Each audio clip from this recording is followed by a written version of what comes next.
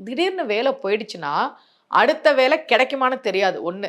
எப்ப கிடைக்கும்னு தெரியாது. ஒரு 2, 3 மாசம் வேலை இல்லன்னா கூட, சில பேருக்கு உடம்பு சரியில்லன்னு வேலை போயிருச்சும்பாங்க. அம்மா எனக்கு திடீர்னு ஹார்ட் அட்டாக் வந்துருச்சு. திடீர்னு நான் வண்டியில போம்போது கீழ விழுந்துட்டேன். அதனால ஒரு 3 மாசம் நான் பெட்ல இருக்க மாரி ஆயிடுச்சு. அதனால வேலைக்கு வர வேணான்னு சொல்லிட்டாங்க.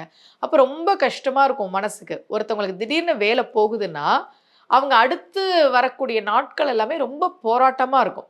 அப்படிதான் இவர் என்கிட்ட ஜாதகம் பார்க்க வந்தாரு. அவருக்கு ஜாதகப்படியுமே கொஞ்சம் அவயோக தசா புத்தி நடந்துகிட்டு இருந்தது. அப்புறம் நான் அவருக்கு சொன்னேன், "வேலை கிடைக்கும். நீங்க கொஞ்சம் வெளிநாடுகளுக்கெல்லாம் முயற்சி பண்ணலாம். வெளிநாடு வேலைலாம் கிடைக்கும். அதுவரைக்கும் நீங்க கொஞ்சம் பொறுமையா இருங்க." அப்படின்னு அவருக்கு நான் நெறைய கோவில்கள்லாம் சொன்னேன். நெறைய வழிபாடுகள் சொன்னேன். அதுல முக்கியமானது, இப்ப இந்த ஜாதகம் பார்த்துட்டு இருக்கிறீங்க இல்லையா? இவருக்கு வந்து திடீர்னு வேலை போயிடுச்சு அப்படின்னு ஜாதகம் பார்க்க வந்தார். அவருக்கு நான் சொன்ன வழிபாடுகள்ல ஒண்ணு.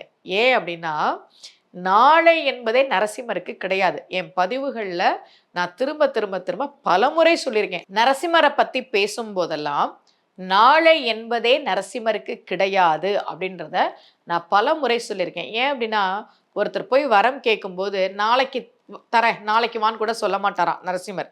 இப்பவே, இன்னைக்கே இந்தா வச்சுக்கோ அப்படின்னு சொல்ற தெய்வம். அது நம்முடைய கர்ம வினைய பொறுத்து. அத நாம புரிஞ்சுக்கணும். அதனால நான் அவருக்கு நரசிம்மர் கோவிலுக்கு சொன்னேன்.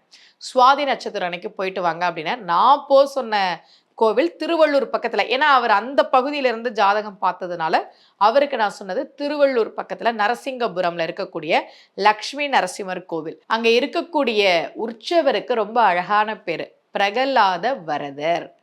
இதே பேரோட அஹோபிலம்ல நாம நரசிம்மர தரிசனம் பண்ணலாம். ரொம்ப அழகான பேரு. பிரகலாதனுக்கு அருள் செய்த நரசிம்மர். பிரகலாதனுக்காகவே தாயின் கர்ப்பத்தை தேர்ந்தெடுக்காமல் பிறந்தவர். பெருமாளினுடைய அவதாரங்கள்ல 10வது அவதாரம் கல்கி அவதாரம் இன்னும் நடக்கல. இனிமே தான் வரப்போகுது. 9 அவதாரங்கள் முடிஞ்சிருச்சு. இதுல தாயின் கர்ப்பத்தில் பிறக்காத ஒரே அவதாரம் நரசிம்மர் அவதாரம். அவர்கிட்ட கேட்குறாங்க, "ஏன் சாமி நீங்க நரசிம்மரா வந்தப்ப மட்டும் ஏன் ஒரு அம்மா வயித்துல வந்து பொறக்கல?"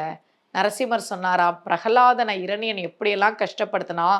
நான் ஒரு 10 மாசம் ஒரு தாயின் வயிற்றில் இருந்து பிறந்தா, அந்த 10 மாசமும் அவன் கஷ்டப்பட்டிருப்பான்ல.